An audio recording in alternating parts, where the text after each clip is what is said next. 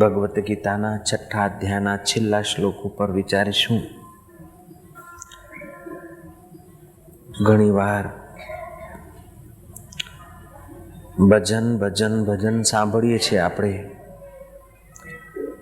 ભગવાનનું નામ પણ કહીએ છીએ કે ભગવાન ભગવાન ભગવાન. ભગવાન એટલે શું? એક ભગવાન છે તો કૃષ્ણ ભગવાન, રામચંદ્ર ભગવાન, શિવજી ભગવાન, જગદંબાએ ભગવાન, વેદવ્યાસજી ભગવાન, શંકરાચાર્ય ભગવાન, બુદ્ધ ભગવાન. ભગવાન એક હોવા છતાં ભગવાન ભગવાન કહીએ છીએ. ભજન કરીએ એવું કહીએ છીએ. તો ભગવાન શબ્દની વ્યાખ્યા અને ભજનની રીત થોડી આપણે જરાક નિહાળી લઈએ.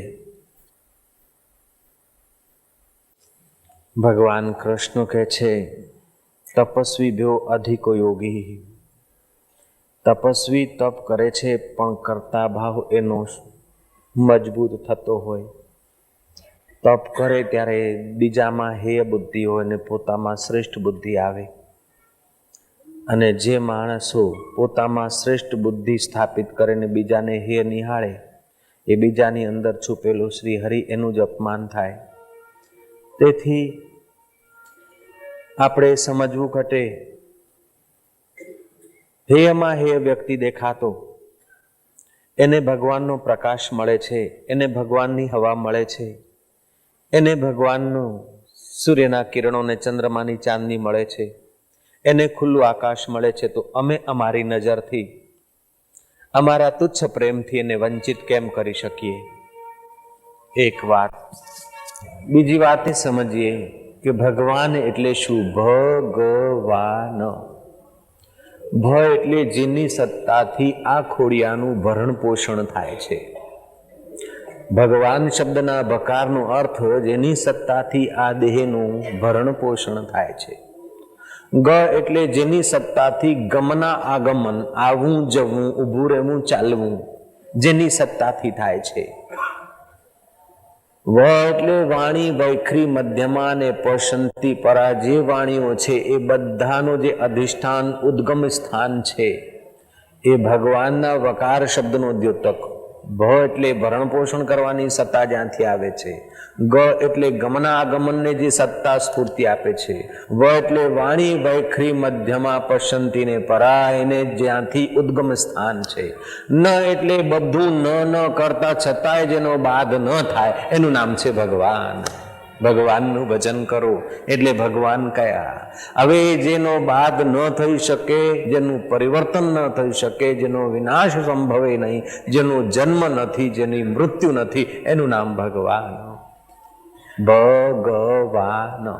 તો જન્મ દેહનો થાય છે, મૃત્યુ દેહની થાય છે. વિચારોના રૂપાંતર થાય છે, નિર્ણયોના રૂપાંતર થાય છે, સમજના રૂપાંતર થાય છે, આસક્તિઓના રૂપાંતર થાય છે. પણ એ બધાને જે નિહાળી રહ્યો છે અને રૂપાંતર થાય ન થાય બધું પરિવર્તન થાય છતાંય જેમાં કાંઈ ન પ્રવેશે એનું નામ ભગવાન. ભગવાન.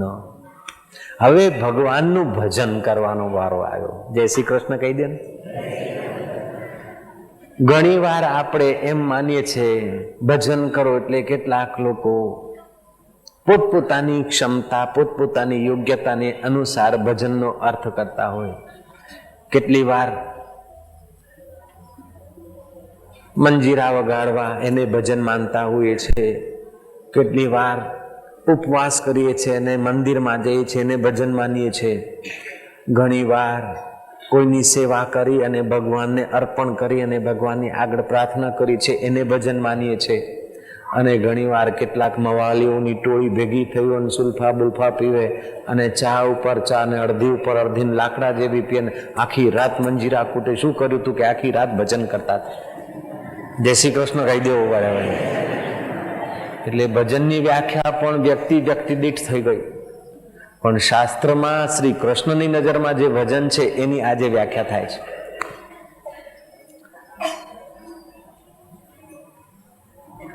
એ ભજન જે બરાબર મંજીરાનો તાલ, વીણાનો તાલ, ઢોલકનો તાલ લાગન બરાબર ધમાચકડી થઈ હોય થોડી વાર ભાવ પ્રધાન હૃદયને મજા આવે, પણ એ ક્રિયાજન્ય સુખ છે.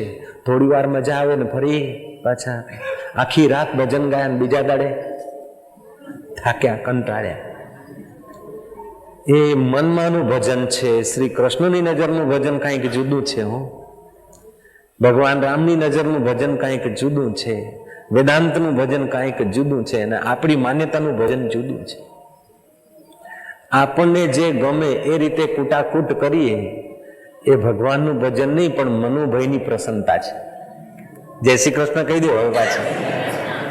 આપણને જે ગમે એમ ધમાધમ કરીએ એ મનુભાઈની પ્રસન્નતા છે. મનુભાઈ ઓળખો છો ને? બધાના અહીંયા બેઠો છો મારો વાલો. સિંધી ભાઈઓને પૂછો ભજન શું, કે આયો લાલ ઝૂલેલાલ, આયો લાલ ઝૂલેલાલ. અને બંગાળમાં જઈને પૂછો તો હરી બોલ હરી બોલ, એ ભજન છે.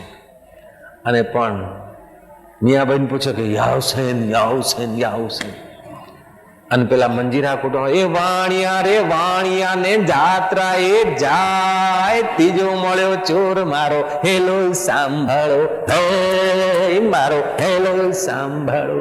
અજમલજીના બેટા બીરમજીના વીરા, જેતમના સરદાર મારો હેલો સાંભળો, મારો હેલો સાંભળો, મારો હેલો સાંભળો, હે મારો હેલો સાંભળો. ધમાધમ ધમાધમ ધમાધમ ફરી પાછું કે વાણિયા રે વાણિયા તું જાત્રા એ જાય.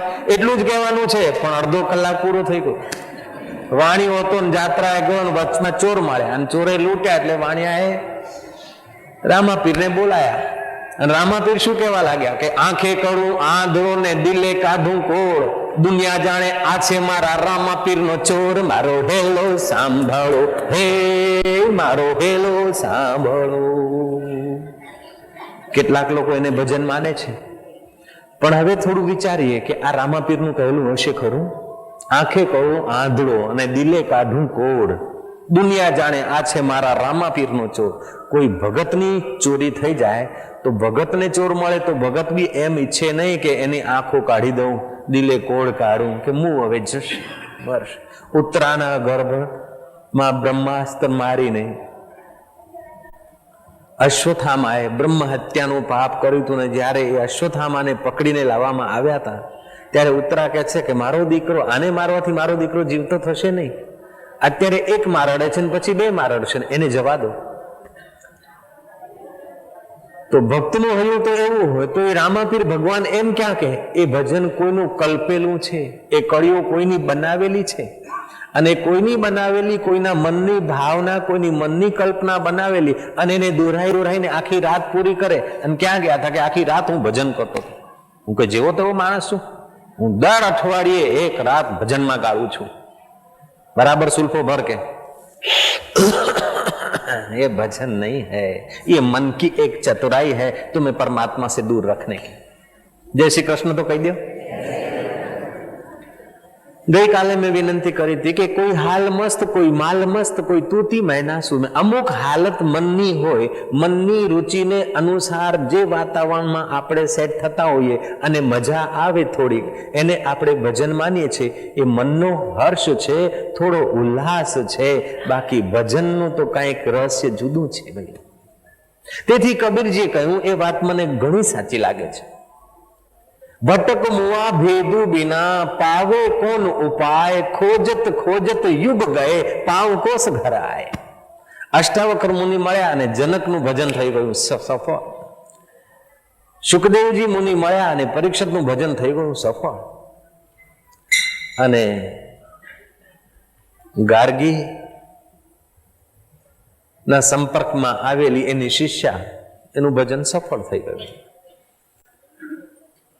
તો વેદાંતની રીતે જે ભજન જોવામાં આવે કે બે આપણું આ બધું જે નથી કરતા, અતિ વિલાસમાં જાય છે, ફિલ્મ જુએ છે, એના કરતા મંજીરા વગાડે છે, કોક દાડે સંતને ત્યાં જશે, કોક દાડે કથા સાંભળશે, ભલે કરતા. આપણી ના નથી, આપણે એનો વિરોધ કરવો નથી, આપણે એની મજાક કરવી નથી, પણ જો આપણે સત્ય સમજવું હોય તો એની મીમાંસા કરવી પડશે, વિચાર કરવો પડશે.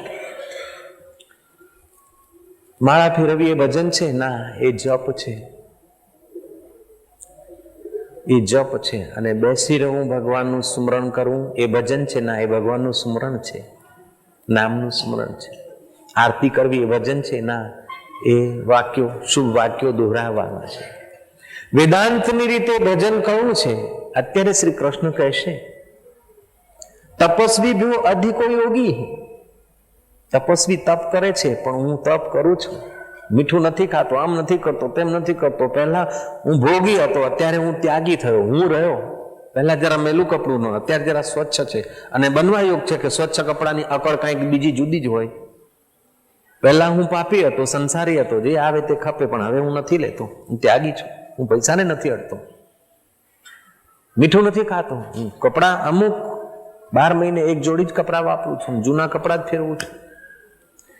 પણ પરિચ્છિન્નતા જશે ને, પરિચ્છિન્નતા મજબૂત થશે. એ પરધી દેહની, હુંની પરધી પાકી થશે. વાળ ઉપર વાળ પેલા કરે ને ખેડૂતો, જે જગ્યાએ જમીન સારી હોય ને તો વાળ મજબૂત કરે, તો વાળને થૂર્યું નાખવાનું હોય તો અંદરથી ના નાખે, બહારથી નાખે. એમ કરતા કરતા શેંડું નાનું કરી નાખે, ખેતર પહોળું કરી નાખે. એવી રીતે પોતાનો અહમ થોડો પહોળો કરી નાખીએ. એ ભજન નથી. તપસ્વી ભ્યો અધિકો યોગી, એ તપ છે.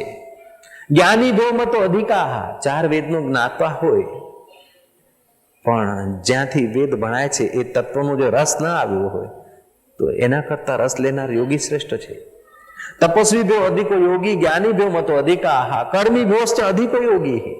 કર્મી કર્મ તો કરે છે, પણ કર્મનો કરતા પોતાને માને છે. ને કર્મનો કરતા રાજા બૃહદઅશ્વ હતો. અને ગઈકાલે મેં એની વાત કહી હતી ને, બૃહદઅશ્વને પાછા ગુરુજીએ કર્મના બંધનમાંથી છોડાવવા માટે અવતાર લીધો હતો. ગુરુજીએ, વામદેવ મહારાજે 9 વર્ષની ઉંમરે બૃહદઅશ્વની ભ્રાંતિ તોડવા માટે. ગઈકાલની કથા હતી.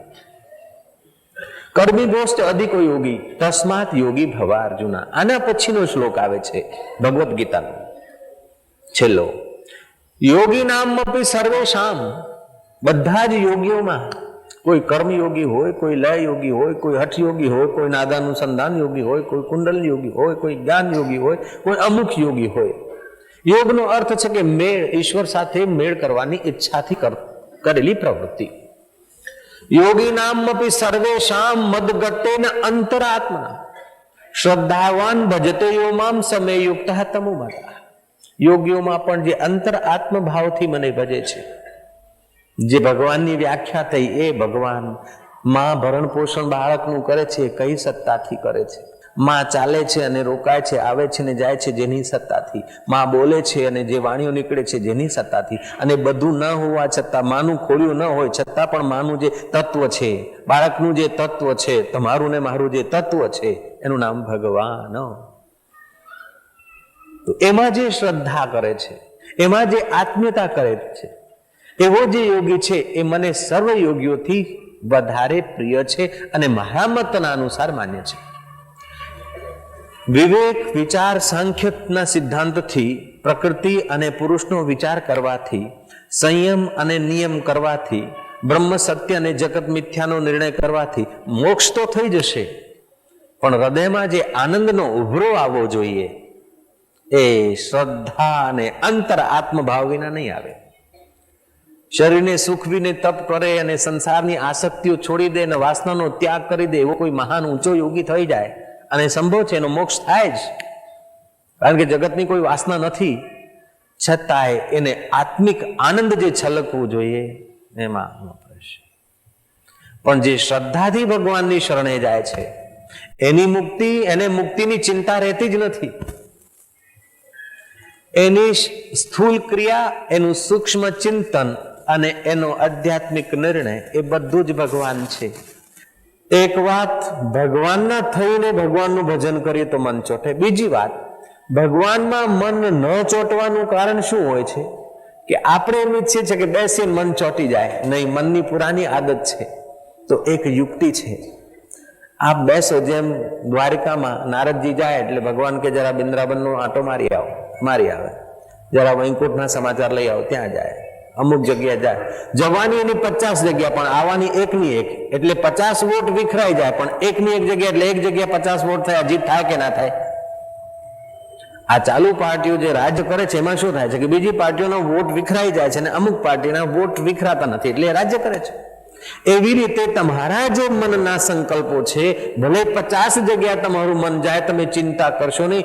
મન જાય છે જેની સત્તાથી, તેની સત્તાને તમે સ્વીકાર કરી અને એને તમે પોતાના માનો અને પોતાને એના માનો તો તમારું ભજન શરૂ થઈ જશે. બહુ સહેલી યુક્તિ છે. યોગીનામ અપી સર્વેષામ મદ્ગતેન અંતરાત્મના શ્રદ્ધાવાન ભજતે યો મામ સમયુક્તઃ તમુમતઃ. કર્મયોગીની વ્યાખ્યા આવી, સાંખ્ય યોગીની આવી, પણ ભગવાન કહે છે કે મારા મતમાં એ સર્વશ્રેષ્ઠ યોગી છે જે શ્રદ્ધાથી અંતર આત્મભાવથી મને ભજે છે.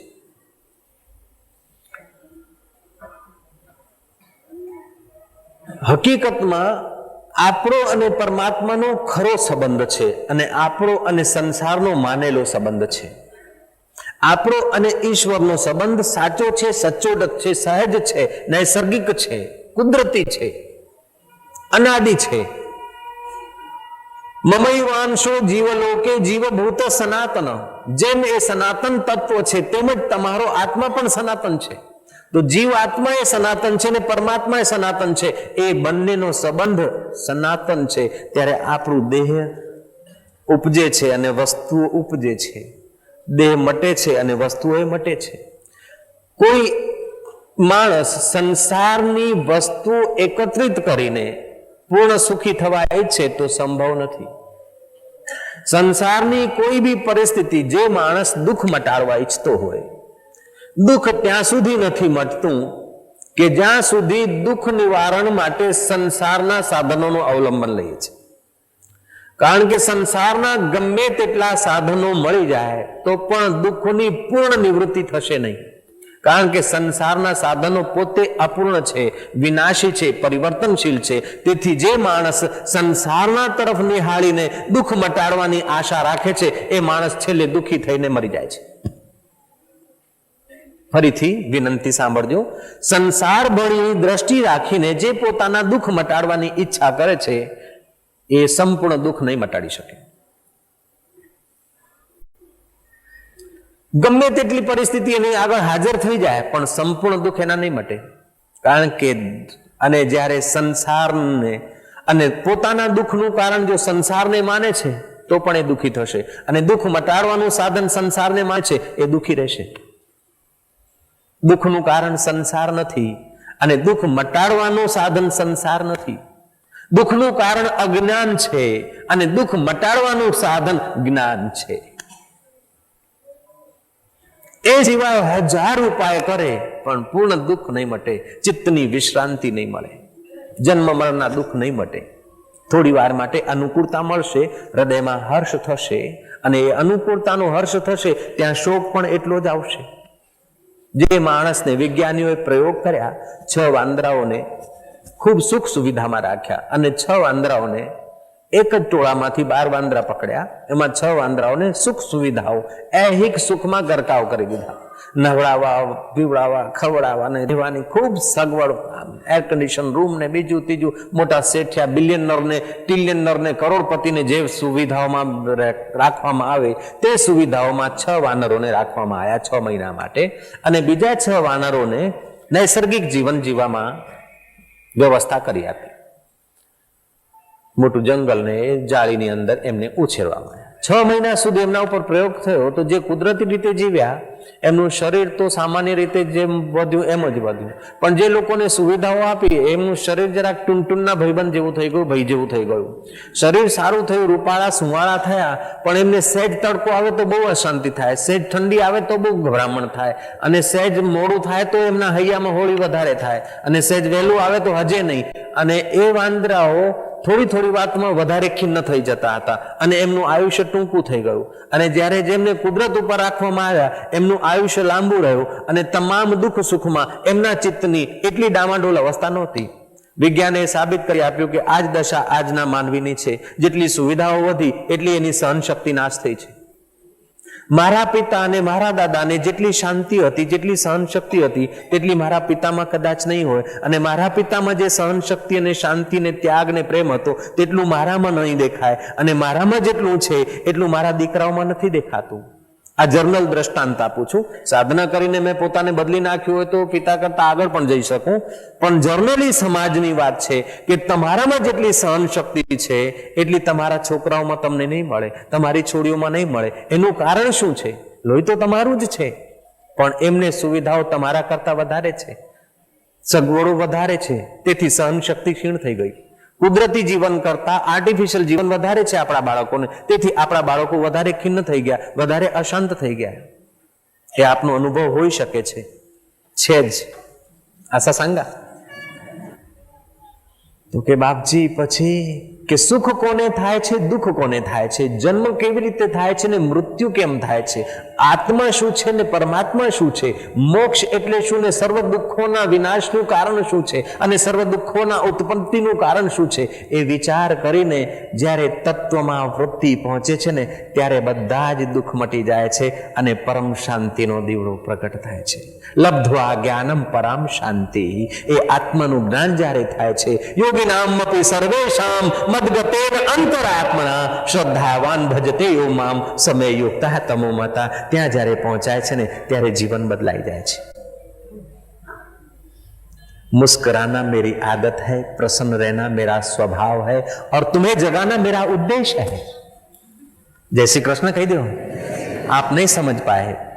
मुस्कुराना मेरी आदत है, प्रसन्न रहना मेरा स्वभाव है गुरु कृपा से, और तुम्हें जगाना मेरा उद्देश्य है.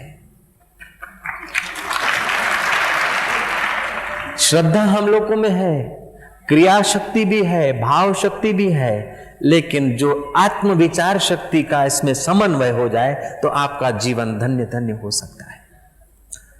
क्रिया शक्ति છે, કર્મ કરો છો, સેવા કરો છો, બરાબર છે, ભાવના છે, પણ એની સાથે સાથે ભગવત તત્વનું જો જ્ઞાન ઉમેરાઈ જાય, યસ્ય જ્ઞાનમયમ તપઃ. અર્જુનની સાથે શ્રી કૃષ્ણ હતા, પણ શ્રી કૃષ્ણ તત્વનું અર્જુનને જ્ઞાન નહોતું, વિષાદ યોગ થયો. પછી 11મો અધ્યાય વિભૂતિના દર્શન કર્યા, એ ભગવાને દિવ્ય ચક્ષુ આપ્યા. ભગવાનના વિરાટ સ્વરૂપનું દર્શન કરવું જુદી વાત છે, પણ ભગવત તત્વનું દર્શન કરવું એ બહુ જુદી વાત છે. વિરાટ રૂપના દર્શન કર્યા પછી પણ અર્જુનને ભય થયો. અને જ્યારે 18મો અધ્યાય આવે છે ને ભગવત તત્વનું ભાન થયું છે અર્જુનને, ત્યારે અર્જુન કહે છે નષ્ટો મોહ સ્મૃતિ લબ્ધવા. ઈશ્વર લબ્ધવા એમ નથી કહેતા, કારણ કે ઈશ્વર તો આપણે ખોયા જ નથી. આનંદ સ્વરૂપ પરમાત્માને આપણે ખોયા જ નથી, કેવલ વિસ્મૃતિ થઈ ગઈ છે. નષ્ટો મોહ સ્મૃતિ લબ્ધવા તવ પ્રસાદાત મયા અચ્યુત સ્થિરો અસ્મિ ગત સંદેહ.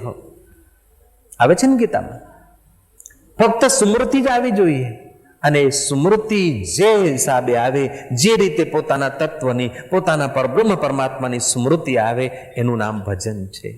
જે સ્મૃતિમાં સહાયક થાય એ બધી જ ક્રિયા ભજન છે. તેથી રૂડો ભગત જે છે, સારો ભક્ત છે, શ્રેષ્ઠ ભક્ત છે, એ ખાય છે તો ભગવાનનું સ્મરણ કરે છે, સૂરે છે તો ભગવાન માટે, રડે છે તો ભગવાન માટે, હસે છે તો ભગવાન માટે, કારણ કે સ્મૃતિના માર્ગે એની પાપા પગલી છે, ભલે કોઈક વખતે પડી જતો હોય. એવો ભક્ત જ્યારે ભગવાનની સ્મૃતિ એ ભગવત તત્વ, ભગવત તત્વની વ્યાખ્યા તમે સાંભળી હો, ભગવાન જે ભરણ કરે છે, વાણી વૈખરીનું અધિષ્ઠાન છે, નીતિ નેતિની પરાકાષ્ઠા છે, ગમનાગમનની સત્તાનું ઉદ્ગમ સ્થાન છે, એ અંતર્યામી પ્રભુનું જે સ્મરણ કરે છે, એ કદાચ મૃત્યુ સમય વાત પિત્ત કફના દોષથી એનું સ્મરણ ન કરી શકે તો ભગવાન કહે છે પછી હું એનું સ્મરણ કરું છું અને એને ઉગારી લઉં છું.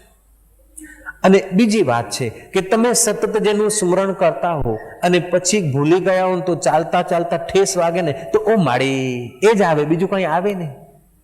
જેનું સતત સ્મરણ હોય એવું જ આવે. જે આપણી મધર લેંગ્વેજ હોય તો ઓચિંતો ધક્કો લાગે, ઓચિંતો ઘા આવે તો મધર લેંગ્વેજની જ વાણી ઉત્પન્ન થાય.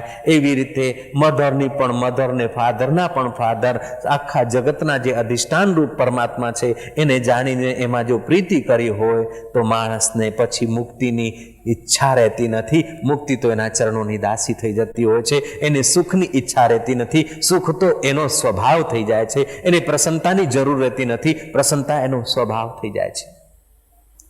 જ્યાં સુધી સુખ સંસારમાંથી શોધવાની આપણી ઈચ્છા છે ત્યાં સુધી આપણે દુઃખી છીએ, આપણે અજ્ઞાની છીએ.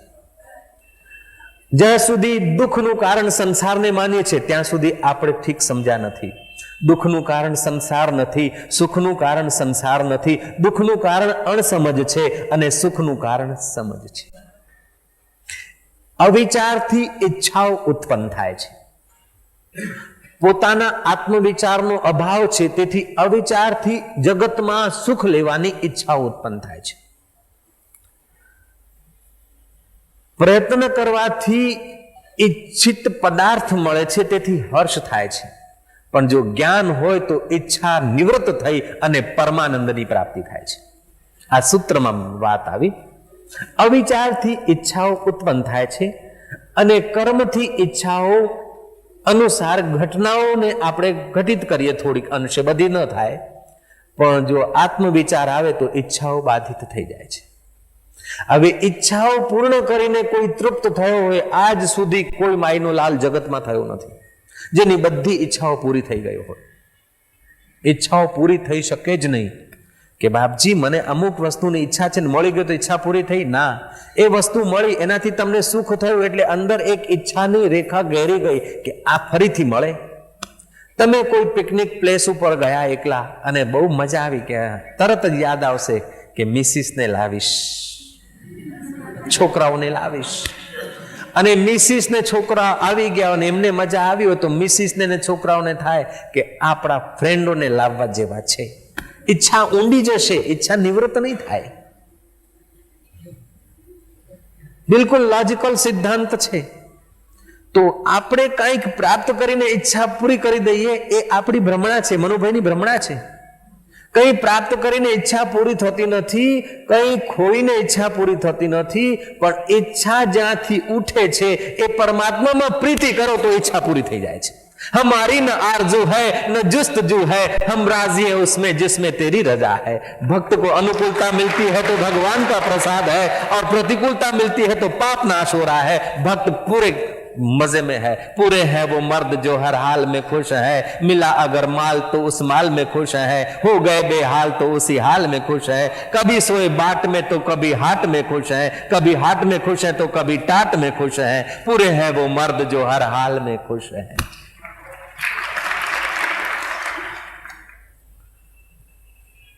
ભક્તના જીવનમાં ભોગનો ત્યાગ નથી, ભોગનો સંગ્રહ નથી, પણ ભોગ ભગવત પ્રસાદ કરીને ઉપયોગ કરવાનો છે. ગુલાબનું ફૂલ છે એની સુગંધી તો ભક્તને જ મળવાની છે, પણ ઠાકોરજીને અર્પણ.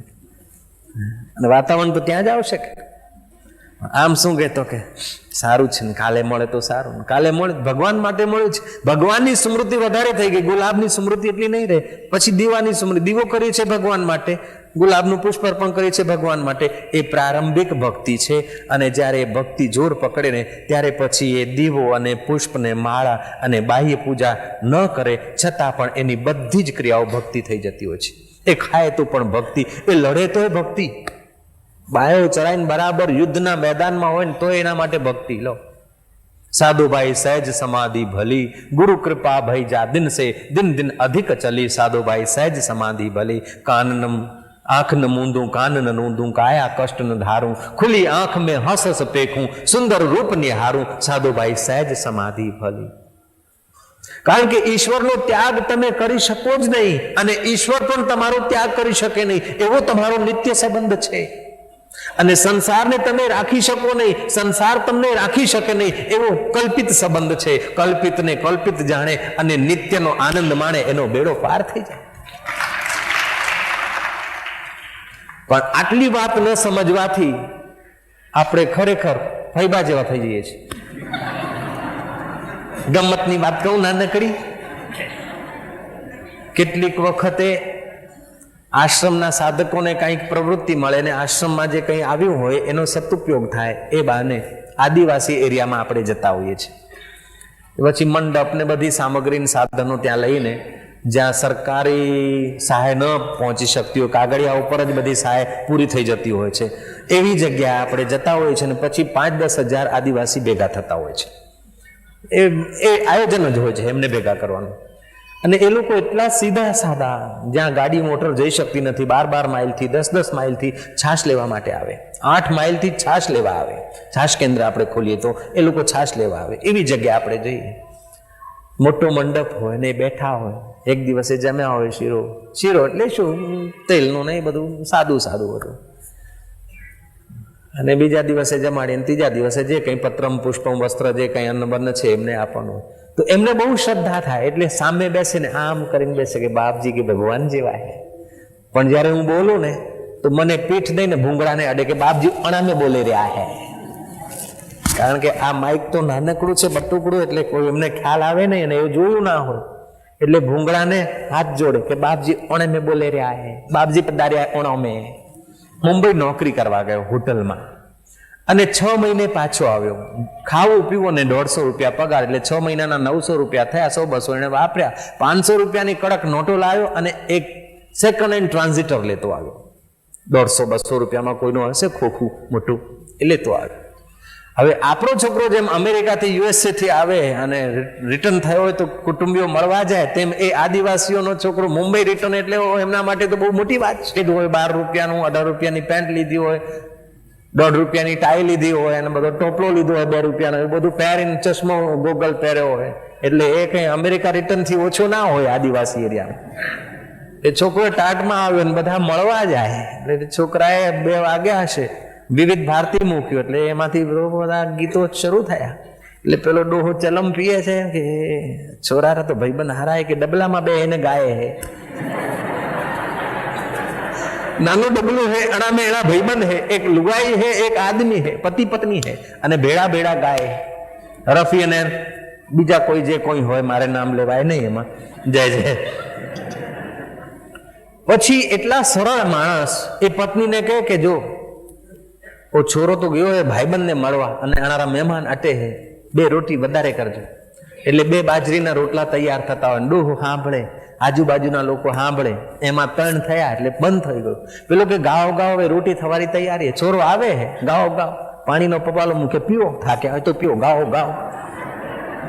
હવે વિવિધ ભારતીનો કાર્યક્રમ પૂરો થયો, ગાય સકોરું ફૂટેલું ગાય એટલે ગાવ ગાવ કરે, ગાય નહીં. પછી તો આદિવાસી આવી જાય પોતાના ખુમારીમાં કે તે સાંભળતા નહીં, મેં છોરારો બાપ હું, મેં કહું ગાઓ, એ ગાય ને કે ગાઓ, અવાજ આવે ને, ઉપાડ્યું એક લાકડું, ગાતા હે કે નહીં ગાવો, ધડાક ધૂમ. ટ્રાન્ઝિટર તો કકડે કકડા, પણ એમાં 2 જે સેલ હતા ને એવરેડીના, એ ગબડ્યા કે ગાવા વાળા તો ભાગી ગયા પણ એ ઢોલક મૂકી ગયા હે. ગાવા વાળા તો ભાગી ગયા પણ ઢોલક છોડે ગયા હે. જે ટ્રાન્ઝિટરમાં ગાતા હતા એ લોકો તો ભાગી ગયા, ભાગ્યું એટલે છોકરા પાસે ગયા છે, ગમે ત્યાં ગયા, પણ એમના 2 જે ઢોલક છે ને સેલ, એવરેડીના સેલ પડ્યા, ગબડ્યા, એટલે કે ઢોલક મૂકી ગયા. હવે એમની માન્યતા ઉપર તમને હસવું આવે છે કે નહીં? હે, નિર્દોષ છે છતાંય એમની માન્યતા ઉપર તમને હસવું તો આવે જ છે, કારણ કે એમની સમજણનો વિકાસ નથી થયો.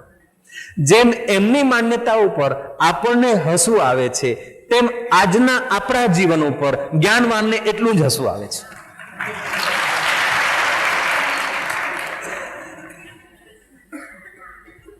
આવી દશા છે આપણી.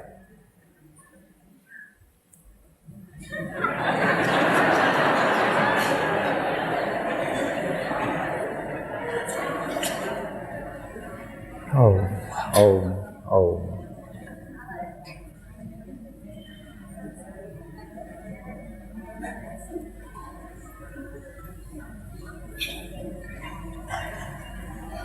બૃહસ્પતિ ગુરુના પુત્ર કુશધ્વજ, એમની છોડી વેદવતી એ હિમાલયની તળેટીમાં તપ કરવા આવી. કારણ કે ભગવાન વિષ્ણુને વરણ કરીશ, બીજો દેવ મારા લાયક નથી. જેમ પાર્વતી માતાએ શિવજી માટે તપ કર્યું, તેમ એ વેદવતીએ તપનો પ્રારંભ કર્યો. હવે વેદાંતનું તપ અને મનોવાંછિત ફળ પ્રાપ્તિનું તપ એમાં ફેર છે.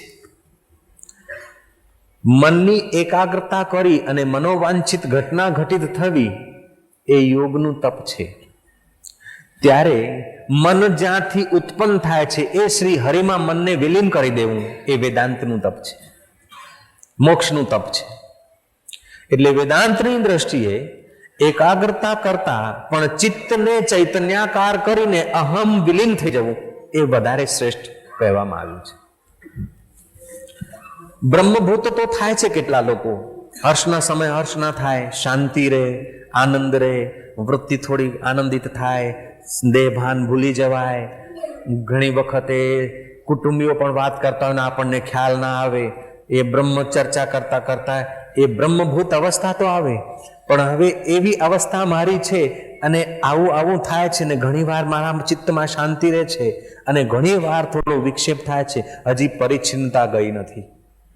એ ચાલુ રાખો એટલે પરિચ્છિન્નતા એટલે સૂક્ષ્મ જે અહંકાર વધ્યો છે, શાંતિનો અનુભવ કરનાર, પ્રભુનો અનુભવ કરનાર, સાક્ષાત્કારનો અનુભવ કરનાર, એ અનુભવ કરનાર પણ ખોવાઈ જતો હોય છે, ત્યારે પૂર્ણ સાક્ષાત્કાર થતો હોય છે. જય શ્રી કૃષ્ણ.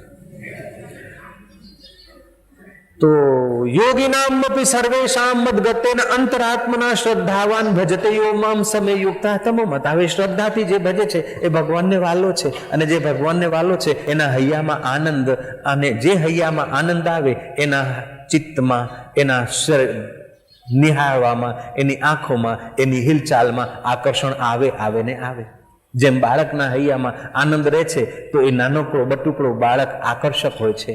તમે એક દિવસે આકર્ષક હતા હો, આ દાઢા બાઢા આ બધું દરરોજે આમ છોલમ છોલ કરો છો ને તો એટલા ડાયા નથી લાગતા, વાલા નથી લાગતા. જ્યારે જન્મતા કેવા કુણા, મમ્મી પપ્પા નિહાળે જરાક આમ જુઓ એટલે બધાનો થાક ઉતારી દો, એવા હતા તમે બધા.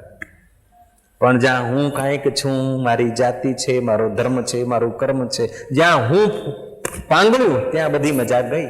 હવે પોટલા ઉપાડી ઉપાડીને મજા લેવા માટે મથી છે તોય મજા રહેતી નથી. અને નાના બાળકો પણ હતા ત્યારે મજા જ મજા હતી, કારણ કે એ વખતે અહંકાર વિકસિત નહોતો. તો ધ્યાન ધરવાથી મન એકાગ્ર થાય છે અને હરિના શરણે, પરમાત્માના શરણે જવાથી ચિત્તમાં શાંતિ આવે છે અને શાંતિના કારણે થોડું આકર્ષણ થાય છે. એ વેદવતીના ચહેરા ઉપર બ્રહ્મચર્યનું તેજ અને હરિના ધ્યાનનો પ્રભાવ, એટલે એની રૂપ, લાવણ્ય, નિગાહોમાં કાંઈક આકર્ષણ, એ બધું હતું. નરાધમ રાવણ ત્યાંથી પસાર થયો આકાશ માર્ગથી અને જોયું કે નાનકડી ઝૂંપડી છે ને કોઈ તપસ્વીની તપ કરી રહી છે. એ ઉતર્યો અને એ તપસ્વીના દર્શન કરીને એનું ચિત્ત વિમોહિત થઈ ગયું અને એને કહ્યું કે હું તને લંકેશ્વરી બનાવી દઉં, આમ કરી દઉં, પ્રલોભનો આપ્યા અને જે કંઈ કામી પુરુષની ગગડાટ હોય છે એ બધું કર્યું. પણ આ કોઈ બૃહસ્પતિની પૌત્રી હતી, જેવી તેવી નહોતી. એણે સામું પણ ન નિહાળ્યું. ત્યારે રાવણે હાથ લાંબો કરી અને એના કેશને હાથ ફેરવીને કહ્યું કે તું ચાલ, નહીં તો હું તને લઈ જઈશ. ત્યારે પેલી છોકરી તપના પ્રભાવે, એકાગ્રતાના પ્રભાવે હાથનો એવો ઝાટકો માર્યો કે એના વાળ કપાઈ ગયા અને રાવણ ગબડીને પડી ગયો. હવે છોડીએ એવો ઝાટકો માર્યો કે રાવણ જેવો 10 માથાવાળો એ પડી ગયો. એટલે એને પછી એની સામે મોઢું દેખાડવાની તાકાત રહી નહીં. રાવણ તો રવાના થયો, પણ વેદવતીએ જતા જતા રાવણને કહ્યું કે પામર, તારો મને સ્પર્શ થયો છે એટલે હવે હું શ્રી હરિને વરવાને કાબિલ નથી. હું મારા યોગ બળથી અગ્નિ પ્રગટ કરીને આ દેહ વિલય કરી દઈશ અને પછી હું અયોનિજા ઉત્પન્ન થઈ અને તારો વિનાશ કરાવીશ. અને એ જ વેદવતી અયોનિજા થઈને સીતા માતાની રૂપે જનકના હળથી એ પ્રગટ થયા અને રાવણનો અંત આવ્યો. પણ અત્યારે આ ઘટના સ્વપ્ન થઈ ગઈ. વેદવતી સાથેનો પ્રસંગ એ વખતે ઘણો મૂલ્યવાન અને ઘણો પ્રભાવશાળી, પણ અત્યારે સ્વપ્ન થઈ ગયું. અને રાજ્ય અભિષેક થતા થતા રામ વનવાસ થયા એ વખતનું વાતાવરણ એ ઘણું આમ આશ્ચર્યકારક, પણ અત્યારે સ્વપ્નમાં સરી ગયું. જેમ વેદવતીનું જીવન અને વેદવતીની ઘટના અને રામ રાજ્યની ઘટના અને રાવણ વિનાશની ઘટના અને રાજ્ય અભિષેકની ઘટના અત્યારે સ્વપ્નમાં સરી ગઈ, તેમ અત્યારે આપણા પણ જે રાજ્ય હશે ને આપણે પણ જે વેદવતી અથવા રાવણ કે જેવા કાંઈ હશે, જે સમાજમાં હશે, એ બધું સ્વપ્નમાં નહીં સરી જતું હોય. ઉમા કહું મેં અનુભવ આપના, ઉમા કહું મેં અનુભવ આપના, સત્ય હરિ ભજન જગત સબ સ્વપ્ના, સત્ય હરિ ભજન જગત. તો પરમાત્માની શરણે જાય તો વારંવાર એ વિચાર કરે કે જગત સ્વપ્નું છે. 3 મહિના એટલો જ પ્રયોગ કરો, તમે ખાઓ પણ પહેલા કહો કે આ બધું સ્વપ્નું છે. તમે ચાલો અને પહેલા સંકલ્પ કરો કે આ સ્વપ્નું છે. તમારા સાથે કોઈના લેવડ દેવડ થઈ ગયા હોય, ક્યાંકથી આનંદ મળ્યો હોય, ક્યાંકથી અપમાન મળ્યું હોય, દરેક જગ્યાએ એક જેવું ન મળે. અને એક જેવું મળે તો જીવન જીવવામાં મજા ના આવે. બધે માન મળતું હોય ને તો પછી મજા જ ના આવે માન મળવામાં. અને બધે અપમાન થતું હોય તો જીવવામાં મજા ના આવે. ક્યાંક માન મળે, ક્યાંક અપમાન મળે, ક્યાંક લાડુ મળે, ક્યાંક ફૂલવડી જોઈએ. લાડુ હોય તો ફૂલવડી જોઈએ. અને મહારાજ ગળ્યું હોય ને, બરફીન પેંડા લાડુ એ હોય તો દાલમૂઠ જોઈએ. એટલે तीखू मीठू जीवन की यात्रा इसी से शोभायमान होती है. कुछ पाया जाता है, कुछ खोया जाता है, कुछ लिया जाता है, कुछ दिया जाता है, कुछ किया जाता है, कुछ करवाया जाता है. ऐसे ही जीवन की गाड़ी डिमडिमाती हुई, ठोकर खाती हुई, लथड़ेती हुई चलती है. लेकिन इस जीवन की गाड़ी के चलने का हेतु अगर जीवन दाता लक्ष्य बन जाए, बेड़ा पार हो जाएगा. जय श्री कृष्ण कही देવું પડે. कृष्ण कन्हैया बापजी તમે આમ પ્રસન્નતા એનું કારણ શું છે કે હું ઘણી વાર કહું છું, मुस्कुरा के गम का जहर जिनको पीना आ गया, ये हकीकत है कि जहां में उनको जीना आ गया. मुस्कुरा के गम का जहर जिनको पीना आ गया, ये हकीकत है कि जहां में उनको जीना आ गया. તમે જગતના માર્ગે જાઓ, સ્વર્ગના માર્ગે જાઓ, વૈકુંઠના માર્ગે જાઓ અથવા મોક્ષની મહા દિવ્ય યાત્રા કરો, પણ પ્રસન્નતા બધામાં જોઈશે. તોબડું ચડાઈને દુકાને બેઠા હોય તોય મજા ના આવે, તોબડું ચડાઈને ઓફિસે જતા હોય તોય મજા ના આવે, અને તોબડું ચડાઈને બધું રાંધતા હોય તોય મજા ના આવે, તોબડું ચડાઈને ખાતા હોય તોય મજા ના આવે, ઝેર જેવું થઈ જાય. પ્રસન્નતા એ તમારો જન્મસિદ્ધ અધિકાર છે. ગમે તે બગડી ગયું હોય, રૂપિયા બગડ્યા તો ચિંતા નહીં, કપડું બગડ્યું તો ચિંતા નહીં, દાળ બગડે તો ચિંતા નહીં, ઘર બગડ્યું તો ચિંતા નહીં, કઢી બગડી તો ચિંતા નહીં, અથાણું બગડે તો ચિંતા નહીં, પણ તમારું હૈયું બગાડશો માં, કારણ કે હૈયું હરીને રહેવાની જગ્યા છે. એને પ્રસન્ન રાખજો.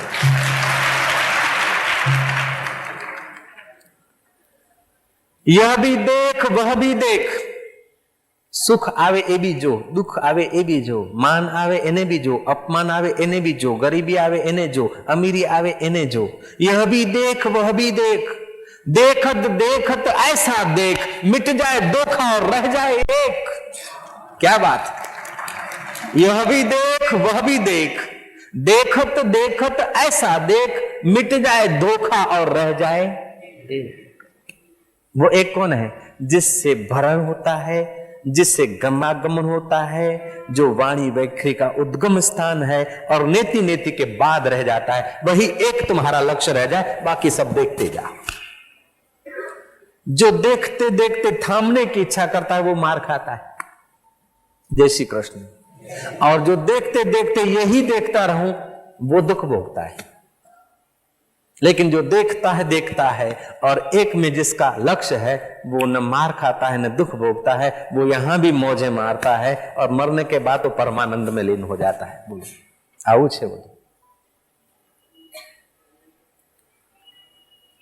न खुशी अच्छी है न मल्हाल अच्छा है. लोग એમ ઈચ્છે છે કે આટલું આટલું મળે હું ખુશ રહું. ના ના, કઈક મળશે ને પછી હું ખુશ રહીશ, એ પરાધીનતા તમારા માથે લેશો જ નહીં. હો, સારું મળે તો હું સુખી થઉં, બનેવી મળે તો હું સુખી થઉં, પત્ની મળે તો હું સુખી થઉં, પતિ મળે તો હું સુખી થઉં, લાડી મળે તો સુખી થઉં, ગાડી મળે તો સુખી થઉં, એ કઈ મળે ને સુખી થઉં, એ જંજાળમાં પડશો નહીં. અને કઈ મળવાથી જો સુખી થશે ને તો મળેલું કાયમ ટકશે ને, દુખી એવું ને એવું થવાશે. લ્યો, મળે તો ભલે મળે અને જાય તો ભલે જાય. બહારથી મળે એને ધન્યવાદ દો, જતા હોય તો જાશોમાં એમ કહો, પણ અંદરથી સમજો કે બધા જવાના છે, એમાં મોટી વાત છે. ઓમ ઓમ ઓમ. ભજનનો અર્થ એ છે કે એ ભગવાન તત્વમાં તમારી સ્થિતિ હોય અને વ્યવહાર જે કાંઈ થાય એ સ્વપ્નના જગતમાં તો 3 મહિના તમે આટલો જો પ્રયોગ કરો, જે કાંઈ તમે કરો સ્વપ્નું છે, બીતવા વાળું છે, બદલવા વાળું છે, સ્વપ્નું છે, સ્વપ્નું છે, સ્વપ્નું છે. અને ખરેખર સ્વપ્નું થઈ ગયું. મોટા મોટા રાજા મહારાજાઓ આવ્યા, કેટલી વાર આવ્યા, 8 વખત તો ભગવાન કૃષ્ણ આવ્યા, 12 વખત શ્રી રામચંદ્રજી આવ્યા, એટલું તો કાગભૂષણને સ્મરણમાં છે. અને એ પહેલા કેટલી વાર આવ્યા હોય ભગવાન જાણે. અને તમારા આ દેહ કેટલી વાર આવ્યા હશે, આ શરીર કેટલી વાર બીજા રૂપ ધારણ કરીને આવ્યું છે. લોકો કહે છે કે માયા છૂટતી નથી, પણ આશારામ કહે છે કે માયા ટકતી નથી. જય શ્રી કૃષ્ણ કહી દો કે આ સંસાર છૂટતું નથી. અરે ભાઈ, સંસાર તો એની મેટતે છૂટે છે, તમારે છોડવાની મહેનત નહીં કરવી પડે, એની રીતે છૂટે જાય છે. તમારે સંસાર છોડવો નથી ને તમારે પકડવો નથી. તમારે તો ભગવાનની શરણ થઈ જાઓ, ભગવતાકાર વૃત્તિ બનાવી લો, બાકીનું બધું હમું છે, બરાબર ફીટો ફીટ છે, એમાં કાંઈ મજૂરી કરવાની જરૂર પડશે નહીં તમને. આ છોડું અને આ પકડું, જ્યાં લગી માને કર્તવ્યતા તા લગી હૈ અજ્ઞાન. આમ કरूं ने आम न करूं, जीवन जीना तुम्हारे हाथ की बात नहीं, बुढ़ापा थामना तुम्हारे हाथ की बात नहीं है, छपरे को सफेद होने से रोकना तुम्हारे हाथ की बात नहीं है. अरे भैया, बेटे को जन्म देना तुम्हारे हाथ की बात नहीं, वातावरण से होता है. આપણા મનની દશા 3 પ્રકારની હોય છે. એક પીપળાના પાન જેવું મન, બીજું પીપળાના થડ જેવું મન, અને ત્રીજું સુમેરુ જેવું મન. પીપળાના પાન જેવું મન એ વ્યક્તિનું હોય છે જે જગતને ઠોસ માને છે, સાર માને છે, અને સુખ દુઃખનું કારણ જગત માને છે. એ જરા વાતમાં એમનું મનુભાઈ પીપળાના પાન જેવો હલવા માંડશે, થથરવા માંડશે. દરોડો પડ્યો હોય મુંબઈમાં, પણ અમદાવાદના શેઠિયાઓના હૃદયના ધબકારા ચાલુ થઈ જશે. દરોડો પડ્યો હોય અમદાવાદમાં, તો ભાવનગરમાં જેમની પાસે હશે એમના ધબકારા ચાલુ થઈ જશે. પણ એ ધબકારાથી કંઈ બચી જતું નથી, અને ધબકારા પાડવાથી જતું રહેશે ને. એ તો જે વખતે નિયતિમાં જે રીતે હોય છે એ થાય છે. લઈને શું આવ્યા હતા અને લઈને શું જઈશું, એ બધું કોઈક વખતે કોઈની પાસે, તો કોઈ વખતે કોઈની પાસે, ને કોઈ વખતે કોઈની પાસે. અને આ બધો ખેલ છે. ખેલને જો ખેલ સમજો ને તો જીવવાની મજા આવે, મરવાની મજા આવે, હસવાની મજા આવે, ને રડવાની મજા આવે. લો, ખેલમાં તમે રડો, નાટકમાં તો મજા આવે કે ના આવે? અને ખેલમાં તમે ભીખ માગો તો મજા આવે. બેન, કટકો રોટલી આલો બા, તમારા છોકરા છે યા સુખી રે બેન, આપો ને મારી બા, એઠું જૂઠું આપો ને બેન, 4 દિવસનો ભૂખ્યો છું. તમે એવું આક્રાંત કરો કે દર્શકના ટપ ટપ આંસુ પડે, છતાંય તમને એટલું દુઃખ ના થાય, તમને તો મજા જ આવે. જગત ખેલ છે અને એને આપણે સાચું માની બેઠા છે. જગત સ્વપ્નવત છે ને એને આપણે સાચું માની બેઠા છે. જગત એક માયાનું વિલાસ છે. જેમ રાત્રિએ સ્વપ્ન જોઈએ છે અને સ્વપ્નની માયાનું વિલાસ હોય છે ને, એ વખતે બધું સાચું સાચું લાગે છે, હજળબમ લાગે છે. એક વખતે પેલા બુદ્ધુજીને સ્વપ્ન આવ્યું અને મૂલજી જેઠા માર્કેટમાં ફરવા ગયા મુંબઈમાં, અને એક પર્સ મળ્યું 30,000 રૂપિયા. તે દેના બેંકમાં ફિટ કરી આવ્યા. 12,000 પોતાના નામે, 12,000 બૈરાના નામે, 6,000 છોકરાના નામે, બધી વ્હાઈટ મની કરી દીધી એને તો. બીજા દિવસે સવારે ગયા કે મારે હવે ખૂંચો કરવો નથી, મારે દુકાન કરવી છે, મારા 3 ખાતા બંધ કરીને 30,000 આપો. એજન્ટ જુએ છે કે તમારું નામ જોયું, બાપનું નામ જોયું, એક ખાતું તપાસ્યું, બીજું કંઈ મળે નહીં, પત્નીનું ખાતું મળે નહીં. કે ભાઈ તમે ક્યારે ખાતું ખોલવું હોય? તો કે ગઈકાલે રાતે 12 વાગે. મેનેજર કહે છે કે રાતે 12 વાગે ખાતું? કે હા, સ્વપ્નમાં ખાતું ખોલાયું. કે પછી તમે એમ કરો કે સ્વપ્નની બેંક તમે જયારે બનો ને તેમાં જ લેવા જજો, અહીં મળે નહીં. સપને હો ભિખારી નૃપ, ના કરંકપતિ હો, જાગેલા બુનહાનિ કછુતિમ પ્રપંચ જીય જગ સો, સિયાવર રામચંદ્ર કી જય. સ્વપ્નમાં ભિખારો હોય ને એ નાગપતિ થઈ જાય, ઇન્દ્ર બની જાય, અને ઇન્દ્ર ભિખારી બની જાય, પણ આંખ ખુલે તો કાંઈ નહીં. એવી રીતે તમે અહીંયા દુનિયાના મહાન શહેનશાહ થઈ ગયા, અને કોઈ વખતે તમે એક મહાન દરિદ્ર થઈ ગયા, પણ વાસ્તવિકમાં આ તમારા ખોડિયાના જુદા જુદા પાઠ થયા. તમારું સહેજે બગડ્યું નથી ભઈલા. તમે એવું તત્વ છો, એને જાણી લો, થોડો પાર થઈ જાય અને તમારી જેના ઉપર નજર પડે એ નિહાળ થઈ જશે. એવું બધું છે તમારી પાસે. પાયા કહેશો બાવરા, ખોયા કહેશો કૂર, પાયા ખોયા કુછ નહીં, નિત એક રસ ભરપૂર. જે એમ ઈચ્છે છે કે મેં ભજન કરી, સાધન કરી, 40 વર્ષથી તપસ્યા, સાધન, ભજન કરી અને મેં ભગવાનને પ્રાપ્ત કર્યા છે અને ઘણા જન્મોનો થાક મટાડ્યો, હવે મારો જન્મ નથી, તો ભાઈ ભૂલ થાય છે હજી જન્મ. કે નહીં, મેં 50 વર્ષથી તપ, ધ્યાન, ભજન કરી, યોગ્યતા મેળવી અને ભગવાનના દર્શન કર્યા છે, એટલે હવે મારે મુક્તિ મળી જવાની છે. હજી કાંઈક બાકી છે. મેં 10 વર્ષથી સાધન ભજન સત્સંગ કરી અને મંજીરા બરાબર અડધો ડઝન તો મંજીરા તોડ્યા છે. એટલું બધું ભજન કરતો હતો, નાનપણમાં કરતો હતો. જય શ્રી કૃષ્ણ. પણ ગુરુ ના મળે ત્યાં બધી બહુ ખૂબ ટીચાયો છું ભાઈ સાહેબ, કોને કહું હવે, ખૂબ ટીચાયો છું. કયો શું હનુમાનજીની ઉપાસના કરીને હૂપ કરીને પાંદડા ખાધા અને ગાંઠ પણ એ હનુમાનજી જય હો. કાળીની ઉપાસના કરી, રામજીને પકડ્યા, કૃષ્ણને પકડ્યા, ભોળાનાથને પકડ્યા, કેટલાકના ચરણો પકડ્યા. પણ જયારે ગુરુ તત્વનું શરણું મળી ગયું, ઓહો, વો થે ન મુझसे दूर न मैं उनसे दूर था, आता न था नजर तो नजर का कसूर था. सत्संग जैसा परम हितैषी दुनिया में और कोई साधन नहीं है. सत्संग महाधर्म है, सत्संग महायज्ञ है, सत्संग महादान है, सत्संग महास्नान है, सत्संग महातप है. सत्संग में हंसते हंसते जो चीज मिलती है ना, वो महाराज 12-12 साल शीर्षासन करके तप करने से भी नहीं मिलती. जो चीज सत्संग में हंसते हंसते मिल जाती है. એટલા માટે યોગ વશિષ્ઠના ગુરુ વશિષ્ઠજીએ રામચંદ્રજીને કહ્યું, જેમ ભગવદ્ ગીતામાં નિમિત્ત અર્જુન છે અને શ્રી કૃષ્ણ વક્તા છે, તેમ અહીંયા વક્તા ભગવાનના ગુરુ છે અને શ્રોતા ભગવાન પોતે છે. જેમ શ્રોતા મહાન તેમ વાણી ઊંચી હોય. શ્રોતા આગળ ગોપીઓ હોય તો એ પ્રકારની વાણી હોય, અને શ્રોતા આગળ કંસ હોય તો એ પ્રકારની વાણી હોય, શ્રોતા આગળ અર્જુન છે તો એ પ્રકારની વાણી હોય. જેમ શ્રોતા ઊંચી કક્ષાના તેમ વાણી મહાન.